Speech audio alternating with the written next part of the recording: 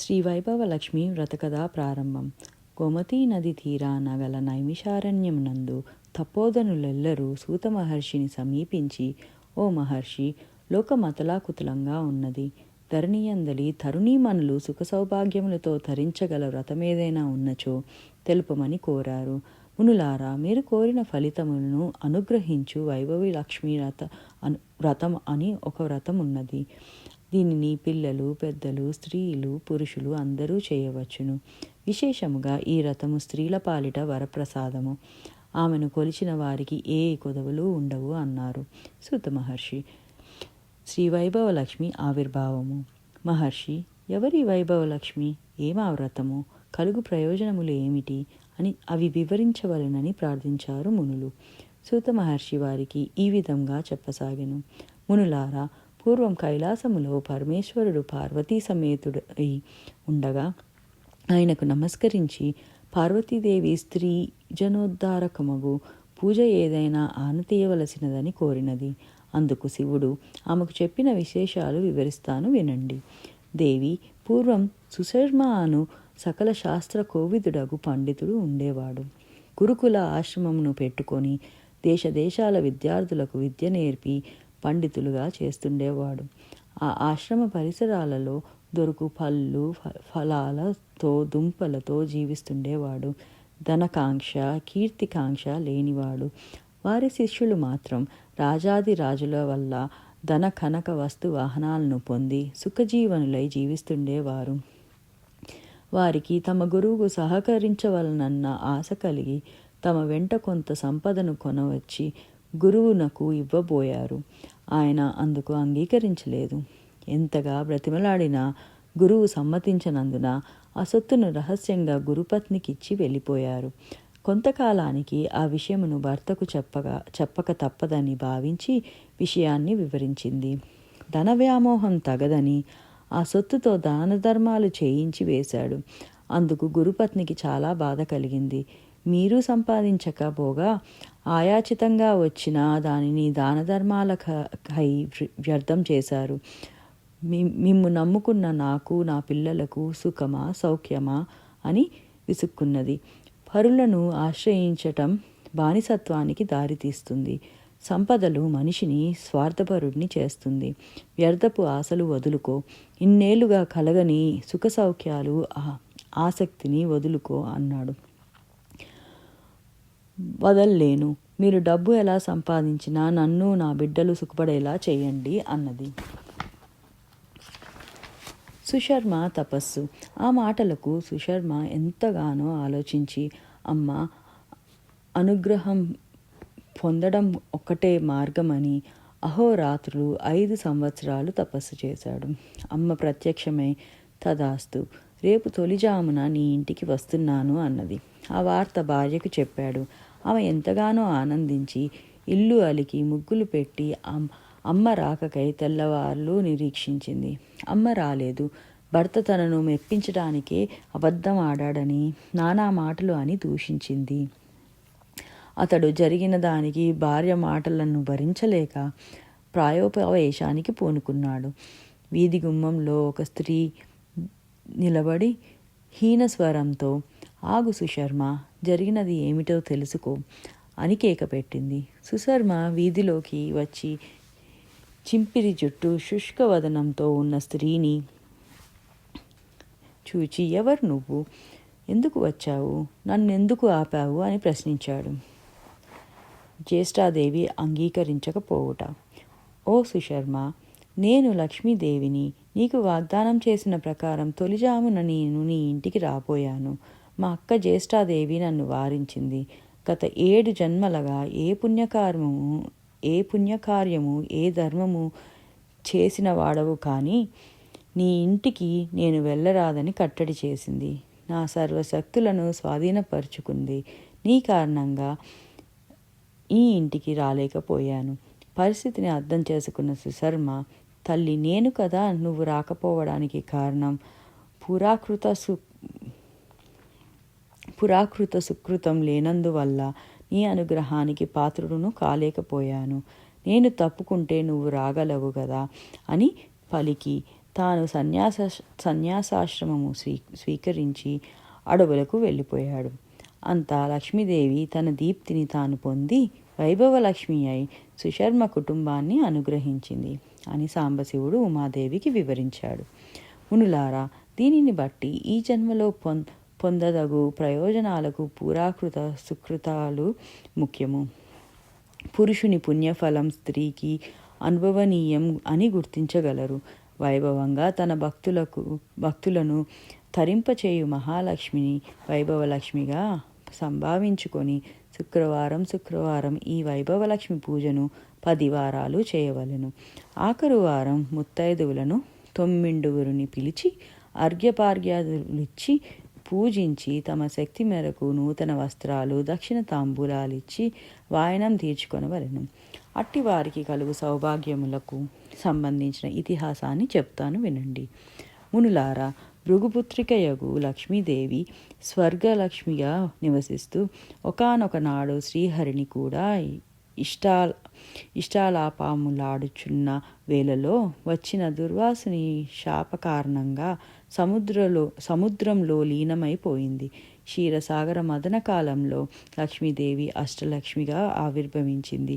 అష్టలక్ష్మి, ఆదిలక్ష్మి, ధాన్యలక్ష్మి, ధైర్యలక్ష్మి, గజలక్ష్మి, సంతానలక్ష్మి, విజయలక్ష్మి, విద్యాలక్ష్మి, ధనలక్ష్మి. ఈ ధనలక్ష్మియే వైభవలక్ష్మి. ఈ తల్లి దయ వల్ల మానవులు పొందలేనిదంటూ ఏదీ లేదు. 3 అక్క చెల్లెల కథ. పూర్వకాలంలో సుజ్ఞానపురంలో శీలవతి, గుణవతి, జ్ఞానవతి అని 3 అక్కా చెల్లెళ్ళు ఉండేవారు. వారు 3 శ్రీ వైభవలక్ష్మి భక్తులు. వీరి భర్తలు కూడా విధి విధాన నిరతులు, జ్ఞాన సంపన్నులు. కాలం గడవగా ఈ భర్తలలో ఆశలు, అహంకారాలు అంకురించాయి. పండితోత్తముడైన శీలవతి భర్తకు ధనాశ ప్రబలింది. అందుకుగాను స్నేహితులు వ్యాపకాలు పెరిగాయి. రుజువర్తన నశించింది. అంతా తన ప్రతిభా ప్రభావమే అన్న అహంకారం కలిగింది. వైభవలక్ష్మి కరుణా కటాక్షాలే తనకు మూలం కావన్న ఆలోచనలు అతని ప్రవర్తనను ప్రక్కదారి పట్టించాయి. భర్త పరిస్థితులు చూసి శీలవతి ఎంతగానో బాధపడుతుండేది. 2వ ఆమె భర్త గుణవతి భర్త రాజస్థానంలో సైన్యాధికారి. ప్రభుసేవలో త్రికరణ శుద్ధిగా ఉండేవాడు. కాలక్రమేణా అతడు పొందుతూ వచ్చిన విజయాల పట్ల అహంకారం అంకురించింది.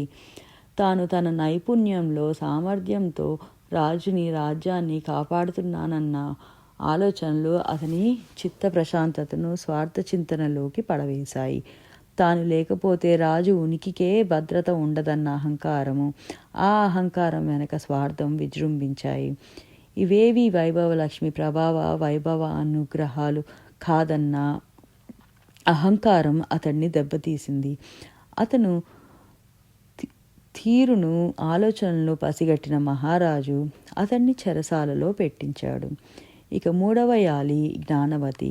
భర్త పేరు మోసిన పెద్ద వ్యాపారి. అతని వ్యాపారం చాలా జోరుగా సాగుతుండేది. తాను ఏదిస్తే అదే సరుకన్న విశ్వాసంతో కొనుగోలుదారులు సరుకులు ఖరీదు చేస్తుండేవారు. అంతరాయం ఎరుగని తన నిరంతర వ్యాపారానికి తన తెలివితేటలే మూలమని అహంకరించాడు. అమ్మ దయ వల్ల కాదని తనకు తోచిన సరుకు మేలిమి బంగారం అని ఒప్పించి సాగాడు. క్రమక్రమంగా సరుకు నాణ్యత, వర్తకుని అహంకారం వ్యాపారాన్ని దెబ్బతీశాయి. సరుకు కొనేవారే లేక ఇసూరుమంటూ ఉండేవాడు. వైభవలక్ష్మి రథోపదేశము. క్రమక్రమంగా 3 అక్కా చెల్లెళ్ళు తమ భర్తల దుస్థితికి బాధపడుతుండేవారు. వారి చెంతకు ఒకనాడు ఒక వృద్ధ స్త్రీ వచ్చి వారి పరిస్థితులను అడిగి తెలుసుకుంది. ఓ సోదరీమణులారా, మీకు వైభవి లక్ష్మి పట్ల గల భక్తి అపారము. మీ భర్తల దుస్థితులను తలుచుకొని ఎందుకలా బాధపడతారు? ఆ అమ్మ దయుంటే తీరనిదేముంటుంది. మీకు ఆ వైభవలక్ష్మి అనుగ్రహం కలిగే మార్గం చెబుతాను వినండి. భక్తి శ్రద్ధలతో వైభవలక్ష్మి వ్రతం చేయండి అన్నది. అమ్మ, ప్రస్తుతము మేము కడుపీద కడు బీదవారలము. ఈ వ్రతాన్ని ఎలా చేయాలి, ఎంత ఖర్చు అవుతుంది అని ప్రశ్నించారు. శీలవతి, గుణవతి, జ్ఞానవతి, ఇదేమంత ఖర్చుతో కూడిన వ్రతం కాదు. ధూపదీప నైవేద్యాలను శక్తి మేరకు సమర్పిస్తూ శుక్రవారాలు కానీ గురువారాలు కానీ 4, 9, 10, 12 వారాలు చేయాలి. చేయదలుచుకున్న వారాలు ఆఖరు వారం నాడు ఉద్యాపన చేసుకోవాలి. వైభవలక్ష్మి వ్రతాన్ని మీరు ప్రారంభించదలుచుకున్న గురువారం కానీ శుక్రవారం కానీ ఇంటిని అలంకరించుకొని శిరస్నానం చేసి తలారబెట్టుకొని ఆ సాయంత్రం వరకు మడిగా ఉండి సాయంత్రం ఈశాన్య దిశగా మండపం, కొత్త గుడ్డ, బియ్యంతో పూజాపీఠం వేసుకొని దాని ముందు కూర్చొని ఆచమనం చేసి ముందుగా విఘ్నేశ్వర పూజ, శ్రీచక్ర పూజ చేసి అనంతరం అమ్మవారిని పూజించాలి. తీపి పదార్థం నివేదించాలి. ఆ రోజంతా ఉపవాసం ఉండాలి. పూజానంతరం ఫలహారం తీసుకోవాలి. ఆడంబరాలు కన్నా శుచి శుభ్రతలు ముఖ్యం.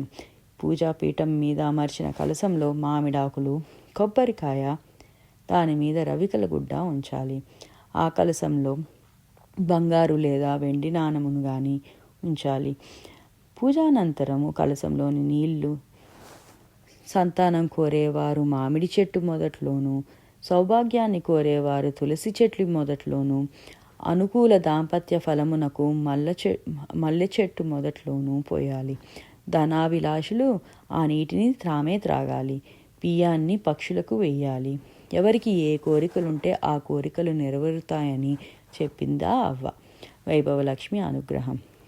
ఆమె చెప్పిన ప్రకారం ఆ 3 సోదరీమణులు భక్తి శ్రద్ధలతో శుచిగా శుభ్రంగా వైభవలక్ష్మి వ్రతము చేసుకున్నారు. ఆమె వైభవలక్ష్మి వారి పూజకు అనుగ్రహించింది. శీలవతి భర్త చెడు సావాసాలు, చెడు ఆలోచనలు మాని పాండిత్య ప్రకర్షపై ఆధారపడి జీవించసాగాడు. గుణవర్తి భర్త అయిన సైన్యాధికారికి రాజానుగ్రహం కలిగింది. ఒక విరోధి పైకి అతడినే పంపించడం ఎలా అన్న ఆలోచనతో వానిని జైలు నుండి రప్పించి గౌరవించి సైన్యాధికారి పదవిని ఇచ్చి యుద్ధానికి పంపించగా విజయుడై తిరిగి వచ్చాడు. 3వ ఆమె జ్ఞానవతి భర్త జరిగిన దానికి పశ్చాత్తాపపడి మంచి సరుకులను విక్రయిస్తూ బేరసారాలు జాగ్రత్తగా చేస్తూ యథాస్థితికి చేరుకున్నాడు. ఈ ప్రకారం ఆ అక్క చెల్లెలు 3 వైభవలక్ష్మి పూజలు చేసి తరించారు. తమ తమ భర్తలతో పాటు నిరంతరం వైభవలక్ష్మి పట్ల భక్తి కలిగి అంతా ఆమె దయ అన్న విశ్వాసంతో జీవిస్తున్నారు. ఈ కథ విన్నవారికి, వైభవలక్ష్మి పూజలు చేసేవారికి సమస్త కోరికలు నెరవేరుతాయి. కథానంతరము అక్షింతలు తలపై వేసుకొని వచ్చిన వాళ్ళందరికీ తీర్థప్రసాదాలు పంచిపెట్టాలి. శ్రద్ధాభక్తులతో ఆచరిస్తే తక్షణమే శ్రీ వైభవలక్ష్మి అనుగ్రహం పొందగలరు.